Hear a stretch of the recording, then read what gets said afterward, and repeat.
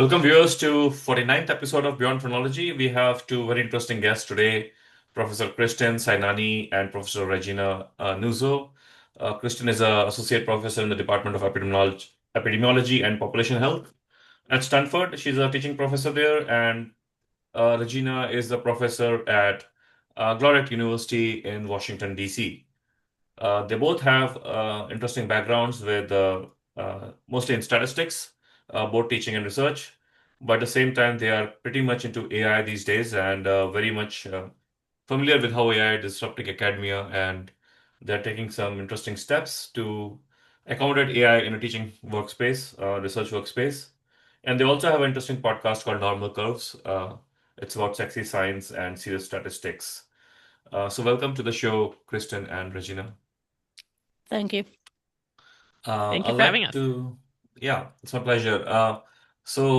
I'd like to start with, you giving a little background about yourself, your academic settings and where AI comes into place, in your usual discourse.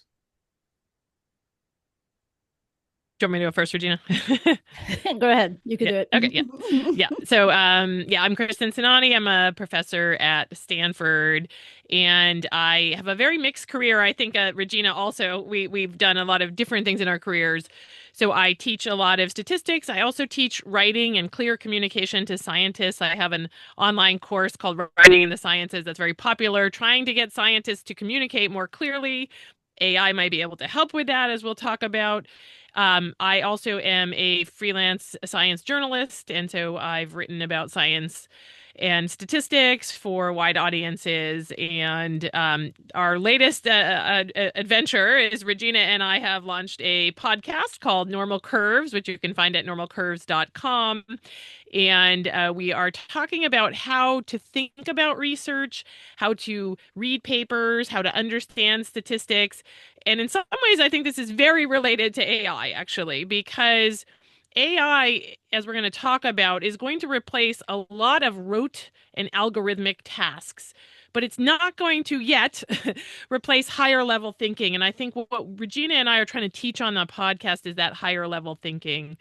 I have, especially this year, started to really incorporate teaching AI in my classroom. And so we can talk about that because I think we are shifting away from, Stanford students are very good, as I've told them, at memorizing and repeating algorithms and spitting back what the teacher wants to hear. And you give me the formula, I can give it to you. I've told them if that's all you can do, you have no job in the future. So I am trying to get them to think at a higher level by incorporating AI in the classroom and showing them why they need to think at that higher level. Mm-hmm. Thanks, Kristin. I'm Regina Nuzzo, and I'm a professor teaching statistics at Gallaudet University.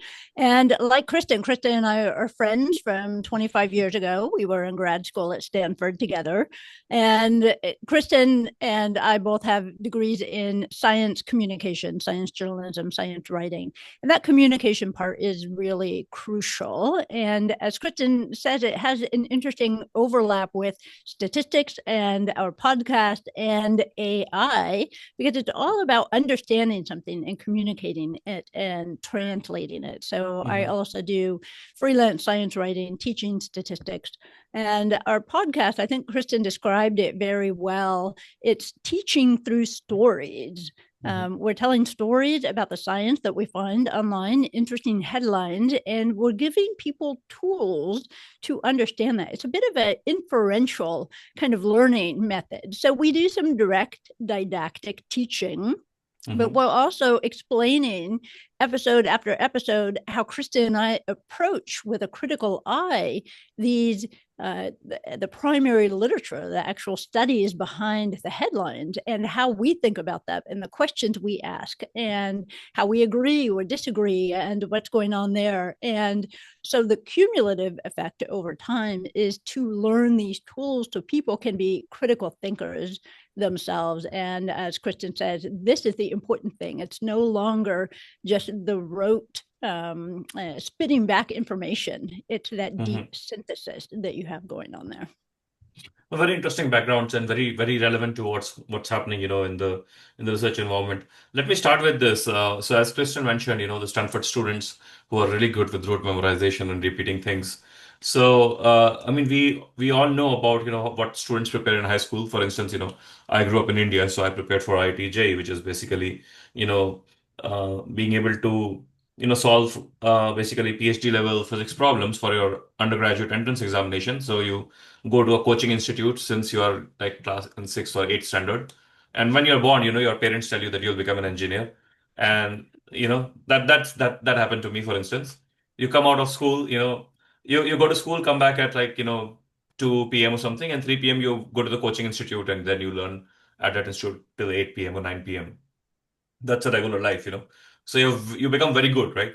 Now, very similar to, what people, kids prepare in the US, with high school, especially for getting into Ivy League institutions and institutions like Stanford, for instance, right? Get really, really good at certain things which are repeatable. Sometimes not even understanding, what they know. So how does it affect in, not just, what we do later on, but how do we even select students now, given, because if AI is going to, just take over things which are repetitive, jobs which are repetitive, in that case, our selection process itself is not choosing students who are, who have an edge to sustain, the incoming storm. Yeah, Kristen. Yeah, let me, I can address that Yeah. because I do some admissions Mhm. work. And I have for a long time in admissions, I don't trust your CV at all because I know I have high school students. I see how they teach in high school. I've been dealing with Stanford students for a long time. And I know that there are a lot of very polished students with great CVs. And so what I do for my admissions interview is I give them essentially a test. I put a figure up on the screen or a table from a paper and we talk through it. And what I'm looking for is I know their experience from looking at their CV. So I'm this is admissions for grad school, so not private Mhm. grad. So they've often had 5 or 6 statistics courses. And I will put up a problem and we talk through it, and I can immediately tell if they've bothered to understand anything. You can get A's in 6 statistics courses in your MPH and know nothing about statistics. So I found it a really good screening tool that they have to talk on the fly with me through a problem and show me that they've understood some basic statistical concepts. And I'll tell you that the vast majority of students that I'm interviewing who have made it to the interview part of the Mhm. Stanford process, which is hard to get to. We have a lot of applicants. The majority have no idea and haven't learned any statistics at all after 6 courses with statistics with A's. So there's Mhm. something broken about our education system that we are not training people for the future and what AI is going to bring. And that's, I'm really emphasizing that in my undergraduate class this year. Yeah. I see. Gallaudet, we've been Mhm. having great discussions, Kristin, that talk about how to bring that interview process back into the classroom. Mm. Because doing these traditional tests, whether they're take home tests or even in class tests, they're not really capturing that thinking process, that critical thinking process. And we've been talking about going back to essentially oral exams, interview style exams. Now, Gallaudet is a small university, so it's scalable. I'm not sure that it's scalable when you're teaching large classes at Stanford, but I wonder if there's some way that we could do that. And I see other faculty discussing this as well, different disciplines, even within statistics. So it's a little bit of that thought process. Here's something on the board. Go ahead, go to the board, show me, explain your thought process. And it's very dynamic this way because you can push students to see how far they can go, or if they're stalled at a certain point, you can help them out of, back up, U-turn, and then help them get a certain way. So it really can be this great opportunity for people to demonstrate what they do know rather than this rigid, fixed, linear way through a traditional exams. I see. Okay. So already steps are being taken, in that direction, it seems, Okay. Yeah, I So, think we're going to yeah. have to think about admissions Mhm. differently. I mean, there's a lot of this has been going on for a long time, but there's a lot of gaming the system, right? Yeah, of course. Parents know. I mean, it sounds like in India you have a system, right? And like this is what you do to get the top spot in a school. Hmm. Um, and there's that here too. There's a lot of tutoring for the SATs or whatever, entrance exam, and students are taught how to get A's in school. And you can get A's in school through a lot of hard work. Still takes a lot of hard work, as you said, staying up till 8 p.m. with a tutor, right? That's not easy. And that shows something, but it's not encouraging independent, critical thinking. And I think that's the missing piece that I've known for a long time. But I think it's even more important now, because if you're not an independent, critical thinker, AI is replacing your job really, really fast. I see. Okay. So is it comfortable to say that, I mean, AI is it's more exposing the status quo than actually it is disrupting the existing education system, for the most part, right? I would agree with that. I think in addition to critical thinking, it's also exposing problems that people have with communication as well. It's not enough to know a subject. You need to be able to communicate. And this is important for the future. Someone needs to be talking to the AI and translating the AI's statistical analysis results to someone else. There needs to be that intermediary in there. So communication skills are also crucial. Right. So what do we select for beyond critical thinking? I mean, critical thinking is fine, right? But critical thinking develops sometimes. It also has a component of grit. It also has a component of time investment, right, on things. So a major criticism of AI is that given how it makes things easy in the sense of that it gives you a product, whatever it is, but just to reach a particular product, whatever quality it is, it has become easy.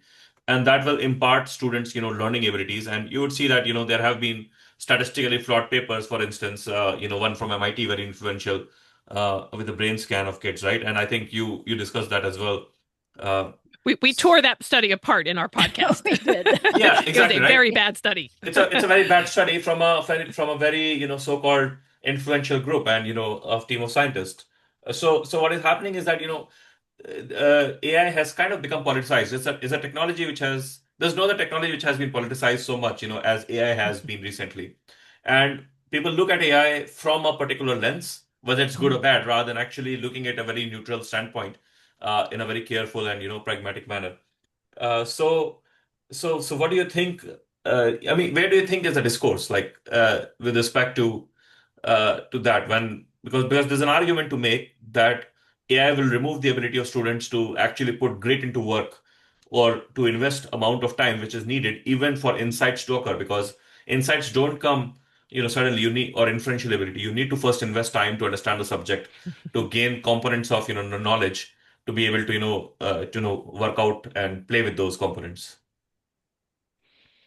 Yeah, I mean, this is the catch-22, right? So how do you teach students to write or do data analysis in R, if they can just go to AI and get it done for them? So my perspective on it, and I'm wrestling with this as a professor trying to figure out exactly what to teach students. My perspective is that students do need some amount of, like, let's shut off the AI and you have to learn some basic R coding. And so what I'm doing in my class is we have two kinds of exercises that we do in class. There are days where we shut off the AI and said, okay, you're not going to use AI. And your incentive to not use AI is it's a closed book exam at the end of the term where you're going to have to write down R code. So you better learn this. Right. And so we shut off AI on some of the labs that we do in class for programming. And they are not allowed to use AI. I do put the commands at the top of the page, but they have to wrestle with it, because if you've never wrestled with it, you don't know how to use AI properly. And then there are other days that I say, okay, now we're going to do a complex simulation, or we're going to make beautiful graphics in R, and you get to use AI for that. But you have to have that basic knowledge. It's the same with writing. How do we teach writing? So in my kids' high school, they are now moving towards, everybody has to write in class, and you can't write outside of class because God forbid somebody should touch an AI, right? So yes, there has to be some times when we turn off the AI and they're learning those basic skills, but we also have to teach them how to use AI. And it's just like any other tool. People get very, I think, you said it's very politicized. I like that framing, that we should be neutral about it, because I've been around long enough to see a lot of different, when PowerPoint was introduced, the sky was going to fall, I'll tell you, right? Okay. So we've always had new tools come in that people get afraid of, and we have to figure out how to use them and use them ethically. Mhm. But I don't think the sky is going to fall. But this is a big shift because AI is going to take jobs, and I think this is a bigger shift than Yeah, PowerPoint. we'll touch the job things, in more detail in a few minutes. Yep. So Regina, do you have to add on something here? Yeah, just a little bit there. My students are realizing that if they try to skip that step of learning at least the basics of R on their own and they jump straight to an LLM, Mm-hmm. the code that they get, they realize, I don't understand this. It's not working. I've Mm-hmm. just spent half an hour trying to iterate with my LLM to get it to do what I want it to do. If I just understood, if I were able to Mm-hmm. read each line appropriately, I would save time. So I appreciate that they are realizing that. I do a little like Kristin, where sometimes we're just learning straight on our own. Sometimes we are using LLM, and they're realizing this is a tool, but this is only a useful tool if I have enough information to use it properly, that I Mm-hmm. can't use it just blindly. And I think that's an important lesson for them. On the flip side, I'm seeing some students who are frightened of it. They don't know how to interact with it. They don't know appropriate prompts. They don't know how to use it. And so we do spend some time in class talking about what is a good prompt. How do you give Mm-hmm. it the context you need? How do you interpret it? How do you iterate with it effectively back and forth? And I feel like both sides are important, and it's important that we show both the limitations and the strengths of using this and how to use it most effectively. Right. No, that makes sense. Especially, I mean, it's a new technology where you interact with the technology that has never been either, the case before. So it kind of opens up, really great avenues. Even for grit, the more you spend time with, I myself experienced that the more you spend time with different models, you understand the limitations of those models, like where those models break, and that's when you are able to use those, more effectively. So definitely there are new boundaries to touch here. So coming back to the study which you tore apart, and I think that it's very important when I'm talking to you the first time, you should discuss a little bit of that. So MIT published this very influential study, Your Brain on ChatGPT, Accumulation of Cognitive Debt, when using an AI assistant for essay writing task, right? It went viral like a wildfire, and especially by the influencers who amplified the effect, and ones who are coming with the assumption that AI will be bad for your brain and bad for learning, amplified it so much. And then, several people, including your influential, critique of that. Could you discuss a little bit on that, Kristen, the major flaws of the study, and the whole idea that that if such institutions are publishing these fraud studies, and now we have AI, so who do we trust? Because neither we can vouch for an institutional stamp on on what is true and what works, nor we can rely on AI, given that how much it has been already stigmatized. Like how is it different if AI is hallucinating or MIT researchers are hallucinating? So why are we looking down on AI, for instance? To put bluntly, yeah. Right. I mean, that study was just a poorly done and poorly written up study. I want to point out it was a preprint. So it Hmm. hadn't gone through peer review. Yeah. So we talk about this on our podcast episode about this, that okay, maybe sometimes you put a preprint out and you haven't dotted all your I's and crossed all your T's, but it was egregious because there were graphs. There Hmm. were like 55 people in the study, and there were graphs showing 63 people in the study. Like Hmm. that, just the basic numbers didn't add up. Like any journalist with who can count could see that this was a bad study. There were graphs where the bar graph showed 100% of people were non-responding, but then there were bars showing responses, right? So like somebody just didn't do a good job. That makes us, we don't know if the study itself was conducted badly, but it definitely makes us not trust the study. And Regina can talk a little bit about the actual brain wave. She looked very carefully at that data. I would say my opinion on that was they should have had an AI check their paper, because an AI could have caught some of these very basic mistakes where sample sizes are not correct and they don't add up, and it's like so basic. An AI is very good at checking. So they should have Yes. uploaded their paper and said, hey, are there basic things that we've missed? And maybe that would have pointed out if your ends are not, if your sample sizes are missing at different places, that means there's a mess in your data, and really somebody needs to do some due diligence. I'll let Regina talk more about the brain data, S- though. So maybe they should have changed the title to Your Brain on ChatGPT, Accumulation of Cognitive Debt, when not using an AI assistant. Maybe. It Yeah. really is ironic because Kristin and I were able to use our LLMs to feed Mhm. it bits of the paper and say, okay, what are you noticing here? Some of Mhm. these things are obvious, that Mhm. if you have 55 participants, you can't have 60 something responses. But even some of the more subtle problems in there, our LLMs were able to catch them. So it's a little ironic that they were talking about the problems using LLMs when they did Mhm. not even use LLMs themselves. Mhm. But I just want to mention, you talked about, okay, MIT researchers are hallucinating, LLMs are hallucinating. What do we trust in there? As Kristin pointed out, this was a preprint, and usually peer review can catch these things. Mhm. Kristin and I gave a webinar a couple of months ago where we talked about 10 game-changing uses for LLMs in research and in personal life. And one of the things that we talked about was feeding your information, your preprint or whatever along the way, and making a partner of LLMs. So you're right. MIT researchers on their own clearly can hallucinate or mistake things. You can't just feed raw data to an AI and let it write the paper for you or do the study for you. But together, this is where it can actually be powerful. Mhm. And then you add in an effective peer review onto that. And now we're getting more bulletproof in here. So I think sometimes people forget that. They kind of abdicate their responsibility, Yeah. or they take on too much responsibility and they forget to get the help that they need. Right. Yes. Yeah, in that case, it's a most wonderful thing that can happen to a researcher because now you have an assistant which can critique, your versions, almost ad infinitum. There's no limit to improvement, one can make using these LLMs. Yeah, I really Especially, think. Yeah, go ahead, Regina. Yeah.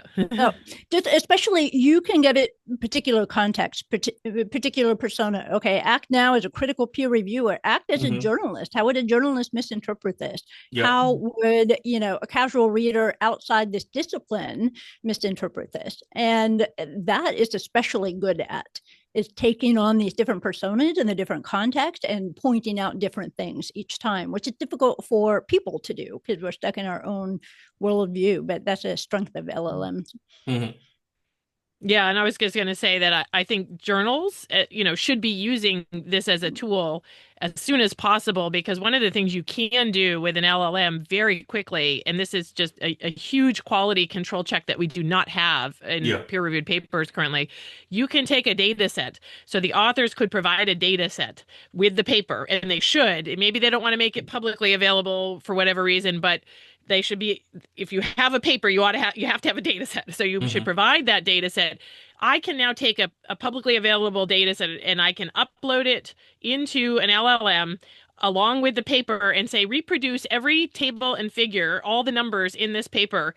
That is called a computational replication, and it takes somebody like a statistician like me, it would take me hours and hours to do that. So that's why it's not part of the normal standard of peer review. But now we can do it in 3 minutes. So this is a real opportunity to clean up some of the peer-reviewed literature by using LLMs to screen for basic things like your sample sizes. Do they make sense? Can you replicate the numbers in the paper? I mean, that sounds really basic, but I'm sure if we actually ran this on a lot of papers, it would fail in the peer-reviewed literature because people don't have time. Peer reviewers don't have time to do this, right? No. That's not that, this is a free service peer reviewers provide. We're not spending 4 hours reanalyzing the author's data. We often don't have access to it. Hmm. Right. We can do this in 3 minutes. So why we need to put these quality checks. It could vastly improve the peer-reviewed literature if we could get those quality checks in. And not Even just sorry, yeah, go ahead.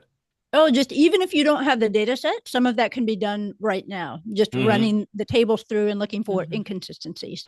Yeah. Not just rejection. If you think of more constructively, a lot of times, you have a lot of human bias in peer review, a lot of gatekeeping, for instance, especially at the editorial, stage.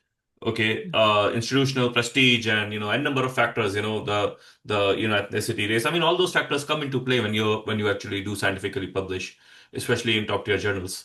And I think as a first stage, AI can actually reduce a lot of those human biases, and it can make the system more fair, which I think is missing from the conversation. I think we are leading towards a world of more fairness, Yeah, we can have unfairness or AI biases, but those biases will not be the same as human biases. LLMs didn't have a graduate school advisor that they feel like they need to support, right? They don't. They don't have friends or a cadre, right? Yes, I agree. That's a perfect example of where LLMs can really shine. Have you given some thought on LLMs at the level of grant funding? I have not, but I now will, I'm yeah. intrigued. What ideas do you have? Give So us some I've prompts. published a piece on an opinion piece in the Frontiers in AI. So where I have been arguing that we should have an AI reviewer for two things. One, as a part of the review process, it can be as a first stage or last stage, at least to catch those grants which get through just because of because the people. And a lot of grant are basically just drifts because there are these fashions in research where all studies of certain kind get funded over time because the study section kind of drifts toward that direction, right? So it's kind of you scratch, my scratch kind of scenario a lot of times. So AI would be really good with preventing those and actually letting more democratic access. Uh, yeah. That is fabulous. Okay, you've given me good ideas. I was on a working group with NIH where we talked Hmm. about rigor and reproducibility and how to Hmm. improve them. This was specifically preclinical animal models, but the same ideas apply. And they get so many grants in that do not give information about power calculations, sample size calculations, or they've not thought through analyses. They've not given basic statistical information or data analytic information to make any judges about what they're doing. Yeah. You don't know if they thought this through. It's very difficult for subject matter reviewers to go through Hmm. and decide, is this statistically sound? Is this sample size calculation, does it make sense? And Hmm. we spent a lot of time talking about, okay, how can we incentivize statisticians to serve on these boards? This is a great idea. Let's let the LLM be a Yeah. statistical reviewer. Again, not perfect, not 100%, but a great first But pass. as part of the reviewer, like we have Mhm. and three different models. I mean, LLMs have personalities, so it's not just one LLM reviewer, but multiple LLM reviewers. And more importantly, human beings are very limited by their knowledge. I mean, we live in the silos. LLM don't live in silos. They have access to the global information. So when we make claims about novelty and significance, LLM knows about it more than humans do because researchers, you ask any researcher, they will say what they're doing is significant. It's the most innovative stuff, right? LLMs don't have that, self-bias. So I think LLMs can do a lot more when it comes to gauging significance and innovation of researchers. And they can disrupt those, those breeding research groups. Uh, that's what I argued in the paper. It was a bold piece from a young researcher like me, but I think it was the time. Sounds like a Did good you idea. give Yeah. Mhm. did you give ideas for particular prompts for this sort of thing? Because it seems like you need some sort of standardization, right? Because it is very specific to the prompt. Right. So I didn't give especially prompts, but I actually proposed that there are certain spaces where we are not experimenting enough. We believe in clinical trials, we believe in research, but when it comes to how do we do research, who we do fund, we do not do any clinical trials. So why don't we have, for instance, for NIH and SF, we divide the money into different pots, and we actually do certain experiments where we have an LLM AI, an AI-based review, purely AI-based review. We have human reviewer, and we have human AI, a combo, and let's run all the grants through all three and see how consistent they are, for instance. Mm-hmm. Let's fund certain grants based on all these three and see which of the proposals get more output, right? Or more innovative findings over the long run. So I think we are losing time if we are not doing these experiments because LLMs are developing very fast, but we are not fast enough to integrate that and experiment with them. Of course, you're talking to two statisticians. We're never Yeah. going to argue with Huh. experimentation. You need to collect some data. It needs to be some A/B testing in here. I think that's a fabulous idea. Right. Great. So I think we agree on that. Uh, let's come to uh, jobs and there is a mismatch between. Okay, so there's certain assumption that we think that we are important or AI can take our job, and then you have people who actually manage us. For instance, people who manage the money or who have the ability to make those decisions whether a department should exist or not in academia or in industry. So what AI can do is very different thing than what they perceive it can do, right? When making decisions. Where do you think we are there in terms of like, do you think our perception of AI's ability at the level of workers and the level of people who manage them is converging right now, or do you think it's diverging over time? Uh,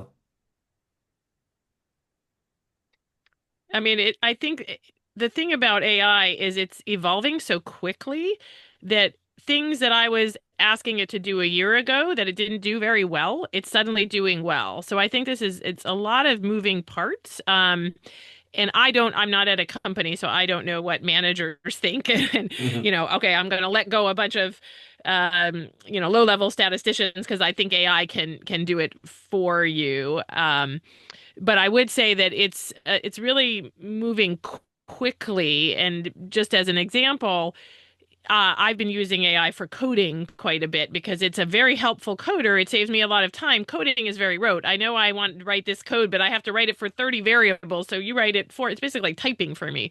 Yeah. I also discovered this summer, though, that you could just upload a data set and it analyzes the data set. I would never use that for primary data analysis at this point because I don't trust that it's going to do that correctly. But that did say to me, hey, that now there are people out there whose primary job is to implement programming. Like, hey, you have a high level statistician who's thinking about the questions, and you say, I want you to generate this graph, go write the code to process the data to generate the graph. Those jobs are probably going to be gone very soon because the AI can do a fairly good job. I don't know who makes those decisions, but I'm sure that people who are controlling the money are looking at this and saying, well, I don't need a mid-level programmer anymore because AI can do that. You still need somebody overseeing the whole process because AI can go wrong. But yeah, there's going to be a huge interruption to jobs. Yeah. I mean, at some level, we all make such decisions, right? So, for instance, as a professor, when you hire undergraduate students or graduate students, you make the same decisions. Like, how would be the work allocation? Who will be productive? Who will be doing the rote work? I mean, at the very basic level, when we buy a Roomba, for instance, our house, we are making exactly same decision, right? It's no different. It's just a different scale. I still think there needs to be a person in here that's interpreting the results. So, Mhm. Kristin, you can have it do these beautiful graphics. You can also interpret the graphics and you can know which graphics are junk or giving you worthless information, and you can ask it to revise it. So there needs to be that person who is experienced in Mhm. interpreting this and telling stories about this, someone who understands how to check the data pipeline behind the scenes. Very important, especially in data science, that you have someone who's looking at data quality. Mhm. And sometimes that's in a very human way that can't be, Mhm. Of course.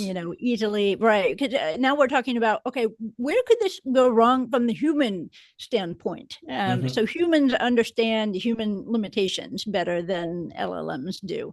And even if you're getting these great results, if you need to explain them to a manager, the manager needs help. And you need to be, the manager needs to be able to sit in the room with a person, and the Mhm. person can respond to questions, and LLM can't do that. So there still needs to Yeah. be that intermediary in there who can talk to LLMs and Mhm. talk to other people. Right. As well Yeah. as a You still lot need of, that. yeah, sorry, Yeah, go go ahead. ahead. That I was just gonna say, yeah, you still need a high level person. The Yeah. issue is that at least right now there might have been five or a couple of statistical programmers in between, and you don't need them anymore. But I will say, we've had many revolutions. Computers, the introduction of computers. There were a whole bunch of people who were their job was to do numbers, right? Like to Mhm. calculate numbers, and then computers came along, and those jobs went away, but it opened up other jobs. So I do wonder, as we are losing jobs that, traditionally would be a high skill statistical programming, well paid, high skilled job, we're going to lose those jobs. But are there going to be new jobs that come out of this that we can't even think of? Because that's what happened with computers, really. Yeah, yeah, yeah. You're right. So before we go into more on jobs, regarding statistics, I think there's also a lot of pre-processing involved, which you don't talk about. LLMs work really fine at the final stage of things, when you have finally raw numbers. But for instance, whenever you have longitudinal data, different nonlinear statistics, there's a lot which goes on, in the background and the assumptions, which only a very expert and veteran statisticians can deal with it. So that is LLMs are still not there. Oh, yeah. I mean, you Yeah. need somebody who understands Yeah. 90% of a statistician's job, if you're doing primary data analysis, which what a lot of what I do, Yeah. is just data processing, data cleaning. Now, can an Mhm. LLM write code for that? Sure. But you need a human to say, what are the things I have to check? Where can my data go wrong? It's not quite at the point where it can just figure all that out for you, Right. although it may get there someday. Right. So, something else is happening at the level of consumption of knowledge. So more and more people are using now. In fact, there are many tools to find references using AI. For instance, you give AI a statement and ask it, give me few references to support this claim, right? Things like that. So more and more LLM is reading the literature and basically deciding, what to be cited, what not to be cited, right? Which often crystallizes based on the text. It is definitely heavily biased by text rather than actual flaws. So fewer and fewer people are reading the primary research and more relying on LLMs, with respect to references. And that's where, open source articles are getting an edge because they are accessible to LLMs, for instance, Mm. and how you write your method section or how you write different sections are more or less readable by AI. So we are moving an era where a lot of research would be written for AI by AI, right? Mm. So, so where do you see this? Do you see, and especially given you're a writer and you're in science communication, do you think we will soon change the way we write? We need to also have training that how to write for effectively for LLMs, uh, because who is the human audience now? Where's our human audience now? It's at a very filtered stage at the other end. I thought you were going to invert that and ask how we would change we write for human audiences, but that's a very interesting idea. You're saying we need to write for LLMs. We need to teach our LLMs to write for other LLMs. If humans start relying more on LLM generated, output. So for instance, something which I still do not subscribe to, but I've been told by people, one way PhD students can read more literature is by feeding the articles to LLMs. And I think that's a bad idea because you need to go into the details, the weeds, to actually understand research. But despite what I believe, things are happening and graduate students are actually using LLMs to summarize articles, in which case certain style of writing might actually be more advantageous compared to certain other style. I'm not sure. I don't understand language so well, but given that you both are writers, do you have any thoughts on That's an interesting thought, actually. I mean, I think right now, if you feed a paper to an LLM, it's not going to do a great job of summarizing it. It can help you, Mhm. but you don't want to rely on it yet completely. So it hallucinates references still. It hallucinates things. So you have to be really, really careful about just feeding it in and trusting its summary. But if you were to use it as a partner, right? So I'm sometimes using it as a partner for reading papers. And one section that it's absolutely great on. This is to do with statistics. Statistical methods sections are horribly, horribly written by humans, right? Mhm. I almost think that humans are so afraid that I might have done something wrong that I'm going to make the statistical methods section so unreadable that nobody can criticize me. Yeah. LLMs can actually read these sections. So I'm telling students it's a really good use. If you don't understand the statistical method section, which Mhm. often they're just horribly written, you put it in, the LLM can actually break it down and can do many things, as Regina talked about, for different audiences. So I can ask it, can you just give me the models? Give me the models Yeah. they used. I just need a picture of the model, like it written out as a model. But Right. my student might not want to see the model. They might want an explanation of what was done. It's Yeah. very good at explaining very clearly and breaking down what was done. And I find it very useful for that. It's not as great at summarizing a whole paper if you just throw the paper in because it, Mhm. it, it goes off on tangents and it Yes. hallucinates. But pieces of the paper Yeah. with specific requests it does well in. So a very, very important point you touched. So for instance, when I write my papers, and of course, statistical analysis section are very intensive, which have a lot of assumptions in R. You play with different models, do model selections. And what I used to be a little lazy in terms of how much detail I give because it takes like forever and forever. If you want to be like really 100%, like devoted, transparent. But now LLMs are making result sections look, the analysis section looks so much better because now when I used LLMs to assist me in writing the statistical analysis section, they provide the details, pretty well, which I was missing in terms of presenting in my papers now.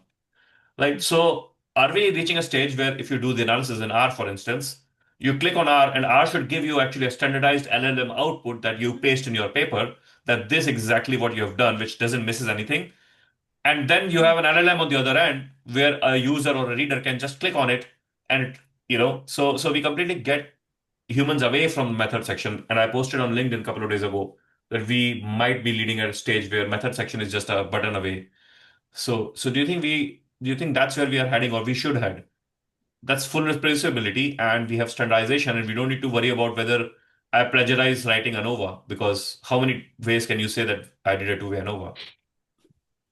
I love this idea because one of the things LLM is so good at is making things clear and predictable, Yeah. right? You've got bullet Mm-hmm. points, you've got this, and it does not get bored, Mm-hmm. unlike humans, right? So if you're writing out your method section, yes, not exciting, that's fine. And the LLM can do it in very predictable, formulaic ways that we know are accurate, within certain parameters. I love this idea, actually. Mm-hmm. Yeah, I mean there was a great article out many years ago where they were basically saying your paper is not the writing around it. Your paper is your code in your data. And Right. could we have a model where literally the paper was the code in the data, but of course most people can't read the code in the data. But now you could because the LLM can translate the code in the data. Like as a statistician, I just want to see your code, but most people don't want to see the code. So I love this idea of having an LLM translate what was done, but Mm-hmm. it uses the code because ultimately the code is the final arbitrator of what was done, not the human's interpretation of what was done. Yeah, so I think we are moving to an ideal stage. I don't know when it will arrive, where we will be interacting with LLMs when we have to impart understanding or we have to get the understanding.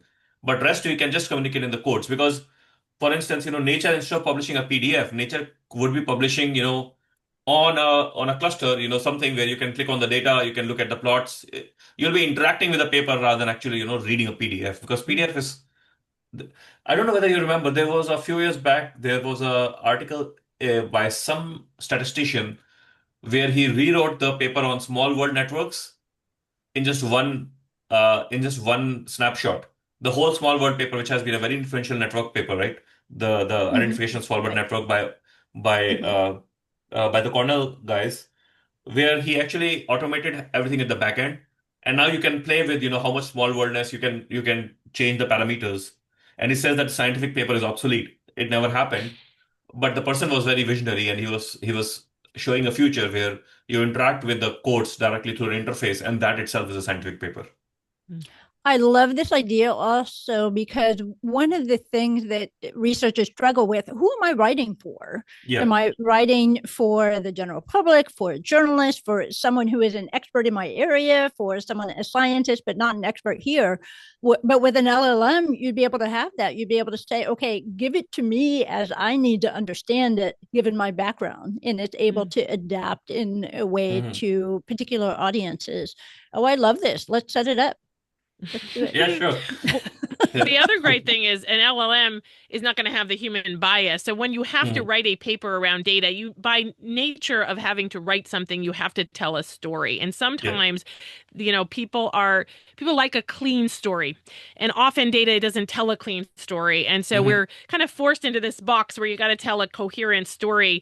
Maybe the data are more nuanced than that. And this gives you a chance, if you can play with the data, to see that for yourself as opposed to buying the story that the authors want to tell you, which is often not quite right. Right. It's like, I don't know. I mean, there's a lot of to think about it. It's like modern art, right? And when the pixels are pixels, but the interpretations are of the audience.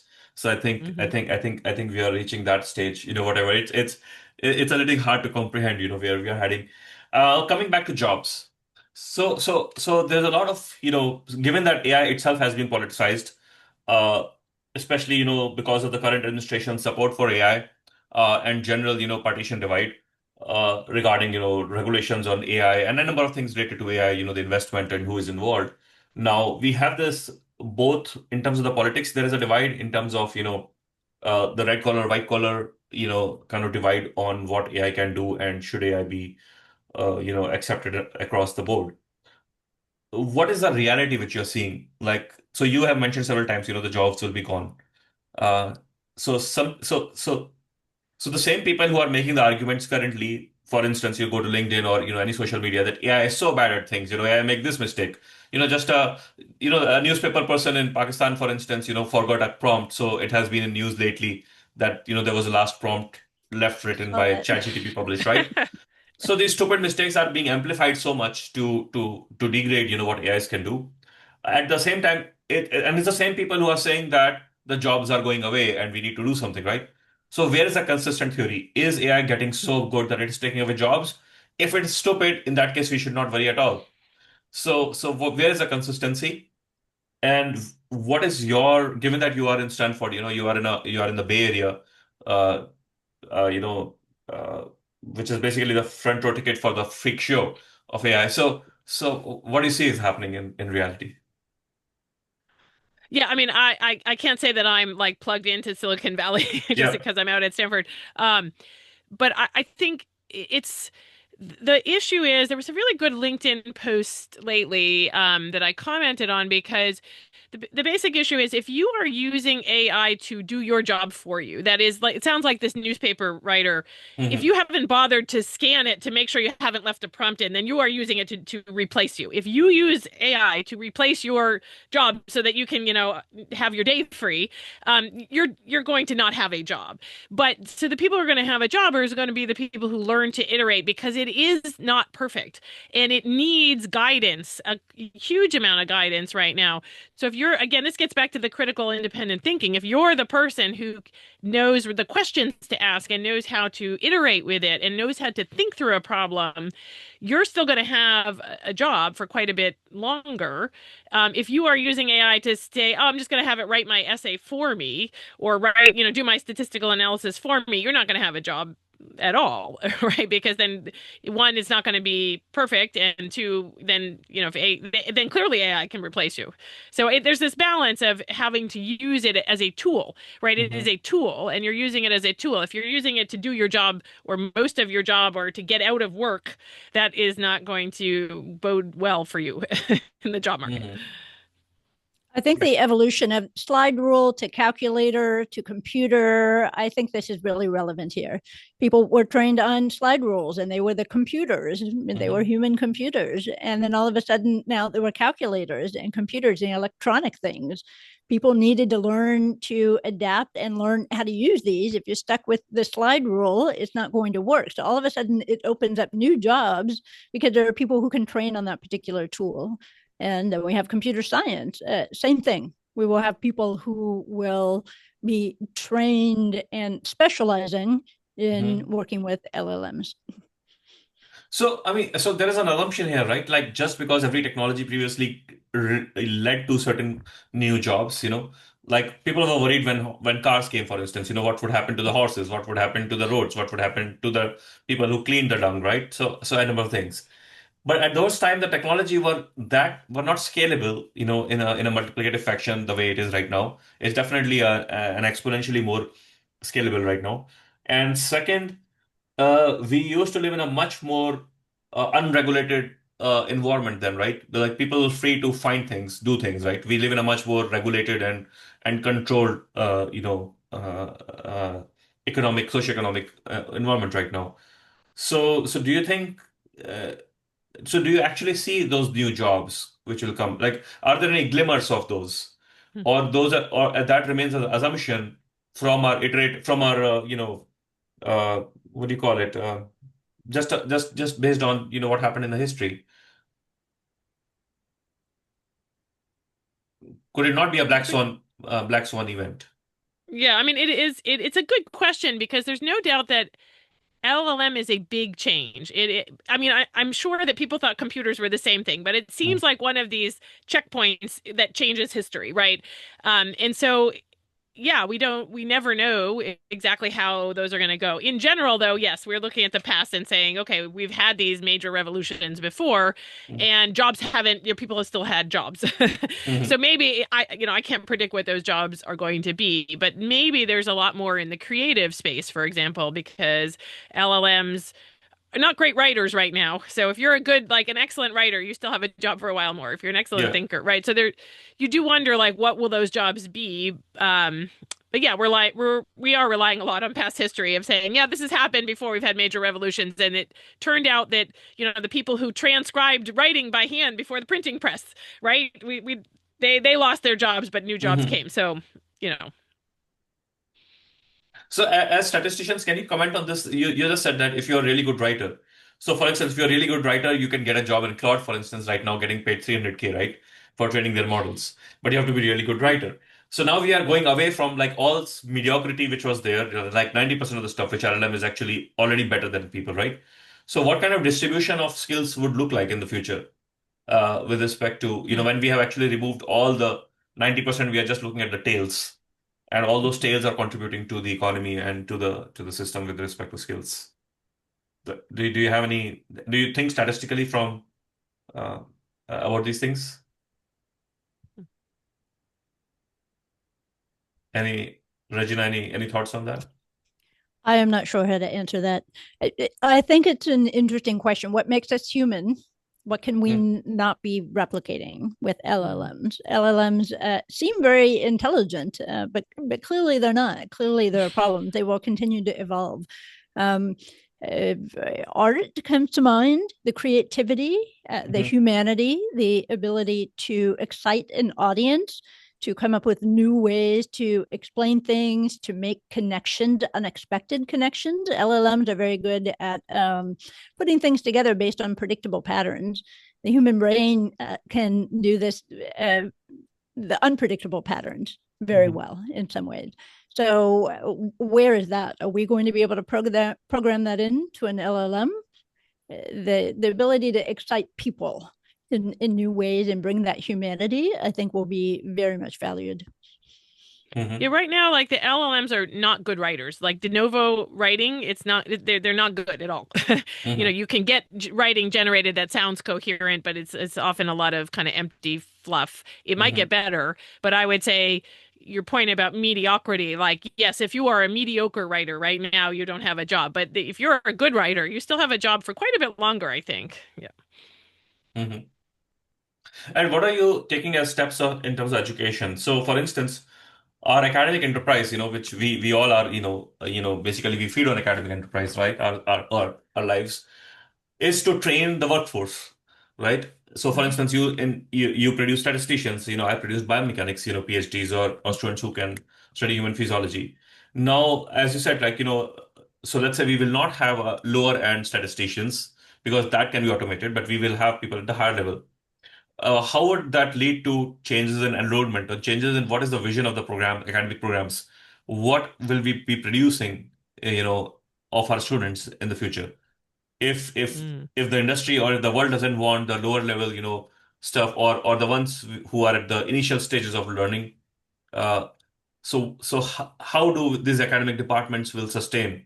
What will be the role, or what will be the purpose of having them? Yeah, I mean, I think education is going to have to change, and I think there's always a resistance to change. So there are a lot of teachers, I think, who are very resistant to LLMs, and it's become like, you will not use LLM policy. And I'm sorry, but the students are going to use LLMs. Like, there's just that's unrealistic to think there's a tool out there and say go home and don't use LLM. It's totally forbidden, that they're not going to use them. So I think we have to, again, see it as a tool, and I like the way you framed it as a neutral tool, right? Not bad or good. And we have to start integrating it into the classroom and just expecting that students are going to use it. And so this prohibition, I will say I am giving closed book exams for the first time ever.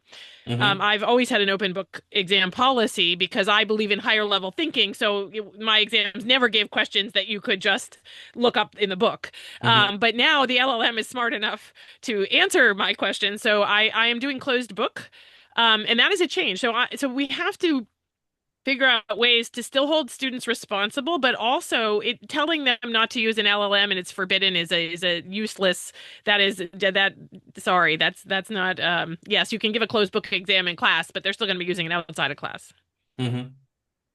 We need to teach them real world skills, and part of self-learning, independent learning after you graduate is continuing to use this tool. It's not like you go out there and all of a sudden you're thrown into something where you're not allowed to use LLMs out there. That's silly. We need to teach people how to continue to learn.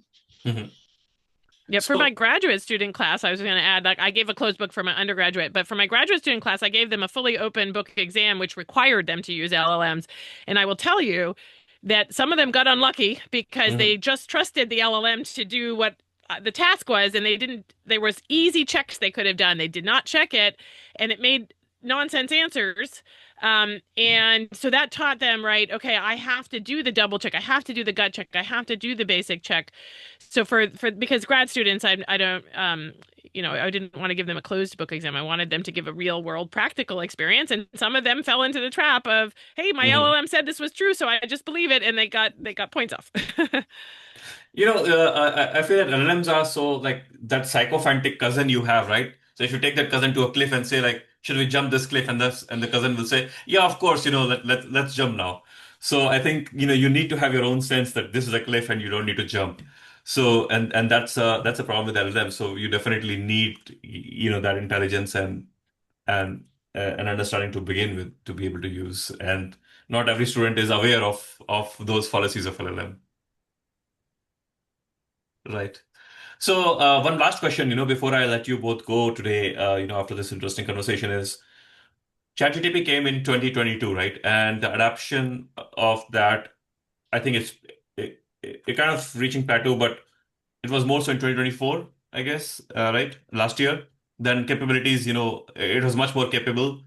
And since then, we have seen gradual improvement. So we yet have to have a graduating class who came to college with an LLM and graduated with an LLM, right? We still are 2 to 3 years away from that.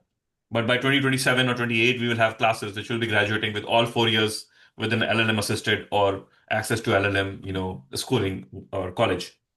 What is your prediction? Will that class be smarter in whatever the terms you can describe smartness than the previous ones, or will that be at a deficit compared to the current class? Have given any thoughts on these?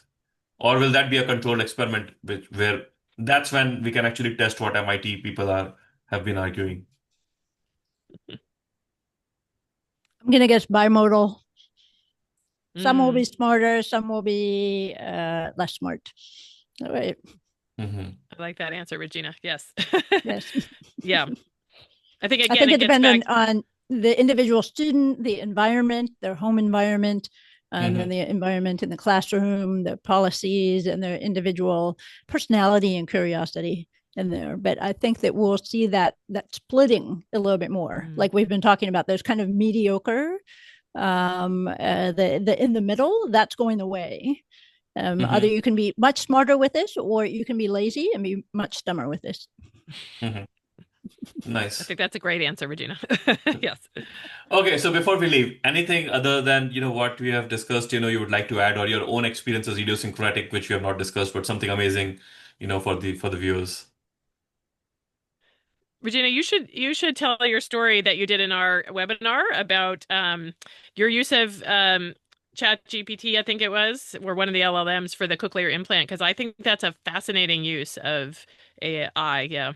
Yeah. Yes. Happy to do that. So I wear a cochlear implant, and it means that I never hear sound as other hearing people hear sound. I hear sound, in quotes. And at one point, I decided I wanted to hear birds.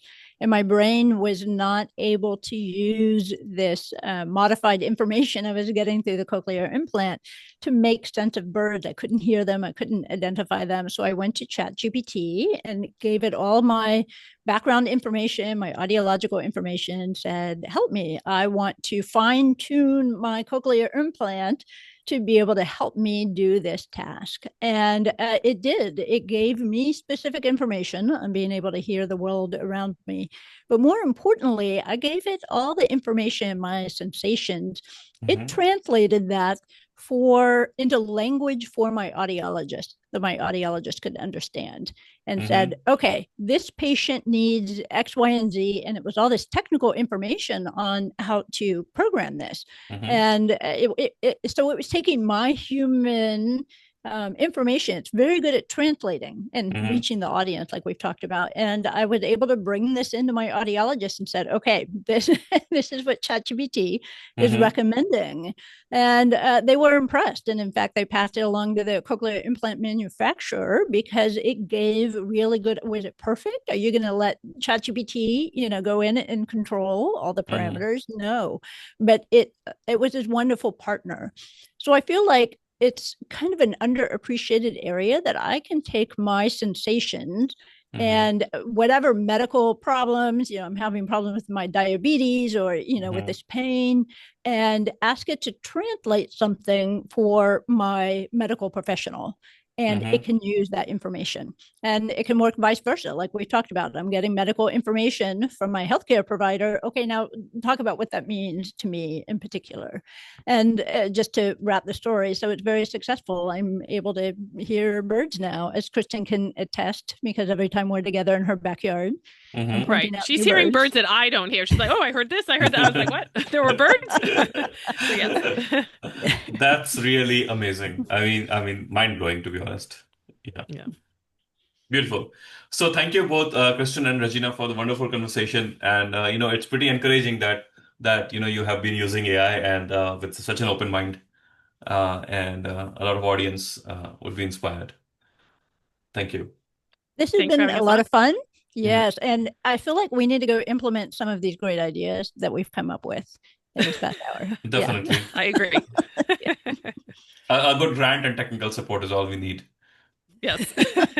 See, new jobs. New jobs. There you go. Thanks. See you. Thanks Have for a great day inviting ahead. us. Bye. Bye-bye.